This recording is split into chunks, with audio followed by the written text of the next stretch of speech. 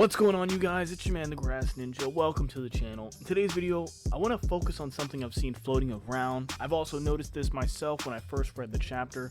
The possibility of Delta, Akabe Sanzu, the one floating around Kawaki all the time, Amado's daughter, Delta, awakening her own Shinjutsu, one of Shibai Otsutsuki's abilities, okay? So, in chapter 13, Kashin Koji revealed to us his new ability, Prescience, the Shinjutsu ability that allows you to see all possible futures, right? So there's a theme going on here with the Shinjutsu, okay? Now, some of them don't fit this theme, but lately we've been seeing this. So we have clairvoyance, the ability to see past and present. We have prescience and future sight, the ability to look into the future, right? We have omnipotence, the ability to just exert your will and create whatever it is you desire. Some truly godly techniques.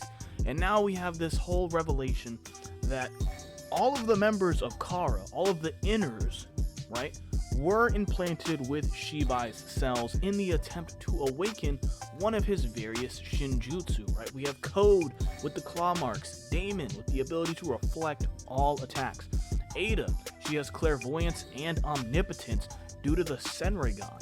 And then we had Kashin Koji, Boro, and Delta, who are also imbued with Shibai cells. They just never ran into a situation or were lucky enough to awaken any of his Shinjutsu. That was until right now. In chapter 13, Kashin Koji reveals to us what actually happened in the battle with Ishiki after he fled and the reason he decided to flee in the first place. So Kashin Koji goes ahead and tells us, like, look, I was ready to accept my fate. I did my job. I knew the Hokage would handle the rest. I was ready to die. I was waiting for death's door when suddenly the Shibai cells within Kashin Koji finally activated, allowing him to use one of Shibai's godly Shinjutsu, Prescience, showing him all of the possible future realities that were to come. We're talking Ishiki killing Naruto and taking over Kawaki, fortifying a god tree, and then taking advantage of destroying the planet. We're talking about Kawaki in another timeline, killing Boruto and Sarada. We're talking about a timeline where the Shinju had more numbers and there's some Shinki looking variant. I'm not debating the whole is it Naruto or Shinki thing. We have multiple timelines that Shibai and Kashin Koji and I guess Momoshiki are all able to peer into, and if they take the proper steps and they manipulate the present the right way, they can navigate the desired path they want. Alright, so we have omnipotence. If you were to combine clairvoyance and prescience together, you'd get omniscience. All we're lacking is omnipresence. Now, I'm not gonna say that if Delta were to awaken a Shinjutsu, it would be omnipresence, but Delta would be a fitting candidate for such an ability since she already houses multiple different units or bodies, since she can just pass her consciousness along via that drone. So let's jump into this real fast. What are the criteria? Since apparently Delta, Kashin Koji, and Boro weren't lucky enough to actually gain Shinjutsu right away, is there some sort of parameter or criteria, some sort of event that could happen that would trigger the awakening of her Shinjutsu? Now, will Delta awaken Shinjutsu?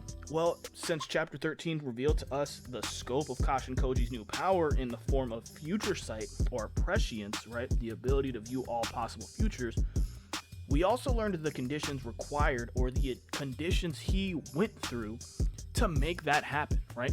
So for one, Kashin Koji was on his deathbed, right? He said himself, I'm accepting my fate. I'm ready to die, right? And in that moment, his Shinjutsu activated. So for one, he went through a cruel battle, right? He basically exhausted himself, lost a few limbs, and then accepted his fate, all right?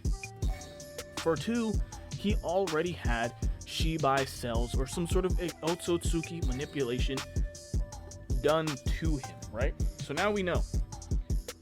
During these conditions, right? For one, obviously you're gonna need some Otsutsuki manipulation in order to receive the techniques of the clan, right? You can't just activate Shinjutsu without having any ties to the Otsutsuki, whether that comes from the Karma Seal or being imbued with some Otsutsuki's cells, like Shibai's cells. Doesn't really matter, as long as you have some sort of direct connection to the Otsutsuki, you've met the first criteria.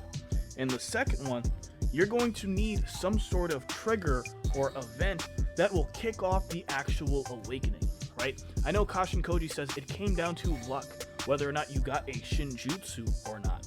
But when you really look back at how gruesome and the survivability rate of some of the experiments Amado was forcing these people into in order to get the inners, it would also clarify that, look, just surviving Amado's experiments could have been enough of a trigger event to have the Shibai cells activate right away, like with Code and the claw marks, right? We saw Code undergo the karma ritual, seize up, and not die, right? Kawaki was like, everybody died except for me and Code. So it's life-threatening. And then the karma ritual didn't even work on Code. He got a dud karma, but he didn't get a full-on karma. He just survived the experience.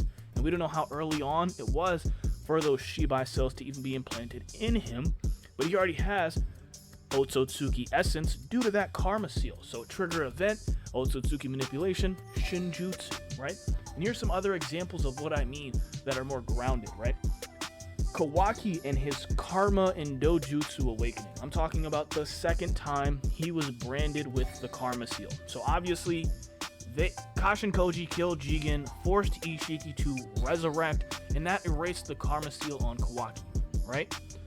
Later on, after Ishiki actually died, Amado embedded Kawaki with a karma seal, but that karma seal would only awaken if Kawaki deemed it necessary or was pushed far enough to the point where he felt he had no other option and he needed the karma, right? Now, what was Kawaki's trigger event? Naruto's life being threatened. Now, if you don't understand this, for Kawaki, Naruto is Kawaki's purpose for living. The entire reason he's staying fighting, the entire reason he does anything is because he wants Naruto to live. The world needs Naruto. And now, Naruto's life was in the balance, and Kawaki had no choice. Trigger event already has Otsutsuki manipulation, awakened his karma seal, which in and of itself is a Shinjutsu. And then, on top of that, awakened so much more power within him that he was able to activate the Kokugan, the dojutsu of Ishiki, and start using Ishiki's Shinjutsu, like Sukuna Hakona and Daiko Kuten. So, trigger event for Kawaki was, my purpose for living was threatened, and now I have no other option to move forward and survive. Now, activated his karma and evolved those abilities further than we've ever seen before. Something similar happened with Boruto. Boruto died, okay? Boruto died. Had his chest blown open by Kawaki. Momoshiki was forced to resurrect him, so that's your Otsutsuki manipulation. He literally rewrote his organs and body parts, recreated his lost blood with the 18% of Otsutsuki data that was left over in the karma. Otsutsuki manipulation. And then later on, after learning about Shibai and already having his near-death experience, he awoke or gained access to future sight. Now, you could throw this with an asterisk saying he was actually, mind melding with Momoshiki, looking into the future that Momoshiki was already activating. But now we know Boruto has a Shinjutsu that he could take advantage of, which is probably also prescience, by the way. So even him and Kashin Koji have the same Shinjutsu, future sight, right?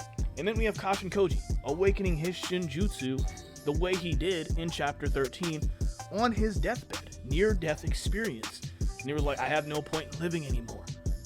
Boom, here's some divine intervention. You can see the future, you need to carry on. So, Otsutsuki manipulation, right? You need to have some sort of ties to the clan, plus some sort of significant trigger that would actually activate and act as the catalyst for your Shinjutsu activating. Now, if this doesn't sound similar to phenomenon we've seen in OG Naruto, then you're crazy, because when it comes to the Uchiha clan, it's exactly the same for them awakening and evolving their Sharingan. You need to, 1, have ties to the clan. You need Uchiha blood. And then 2, if you are in a significant event, something that would trigger you emotionally or physically or put your life at risk, then boom, you would activate the special unique chakra that would turn on your Sharingan. So literally, they took that formula, and if you use that here, you can get an awakening of Shinjutsu.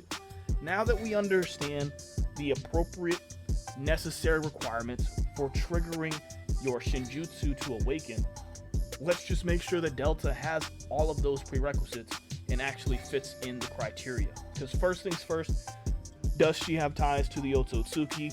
Yes and yes. Okay, for 1, it was clearly stated in chapter 13, she was given Shibai's cells, right? And then 2, there is a data aggregate of Akabi Sanzu embedded in Kawaki. So if Kawaki was to give Delta the Karma Seal, or maybe he already has, right? It would house Akabi's data, and she could resurrect through Delta's body. Since it's a genetic copy, there's nothing to rewrite, so it would already start off as 100% Otsutsuki, or 100% Akabi Sanzu. Now, that's twofold, right? And it was revealed that not only were Code, Damon, and Ada already given Otsutsuki cells from Shibai, which led to them, getting their abilities, but it turns out all of the Kara Inners were given that as well. So we already covered all that. Here's the thing. When it comes down to what her ability would be, she would need to undergo some sort of trigger event, all right? Now, it's hard for Delta to actually be pushed to near-death experience, since she's one of those people who have multiple units or bodies that she can fall back on. Her actual consciousness is housed in a drone, right? And that drone, that triangle that's put on her back, can hop from unit to unit, body to body. Now, let's say someone somewhere managed to destroy or threaten that actual drone, right? If you were to ask me what would her Shinjutsu be if she was actually able to awaken or hit this trigger event, like somebody was going to destroy the drone part that houses her consciousness, I would say, fitting with the theme of omnipotence, clairvoyance, prescience, we would get something like omnipresence.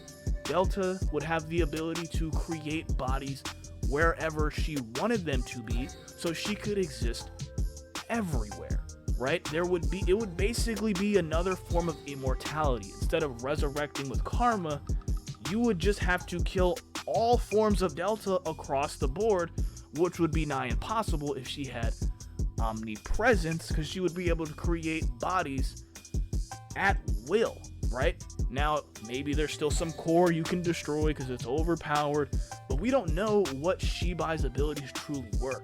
At the end of the day, his final transformation had him shed his physical form and he ascended to a higher realm. Maybe that's omnipresence, right? It could be. I have no idea. I would love to hear what you guys are thinking. If Delta were to undergo some sort of trigger event, activating the latent Shibai cells in her system, causing her to awaken a Shinjutsu, what do you think that would be, right? Because I've seen the theories floating around. I would say it's something like omnipresence, so that way she could create even more bodies, since that's kind of her whole shtick right now. But leave it to you guys in the comment section down below. Do you think it's possible, since they've already set this up? It's pretty clear that it's possible, but do you think it'll happen, right? And if it does happen, what are some creative ideas you guys have on what Delta's Shinjutsu ability could be? Love to hear what you guys are thinking. Don't forget to like, comment, subscribe, and share. I've been your man's the Grass Ninja. Have a nice day. Peace.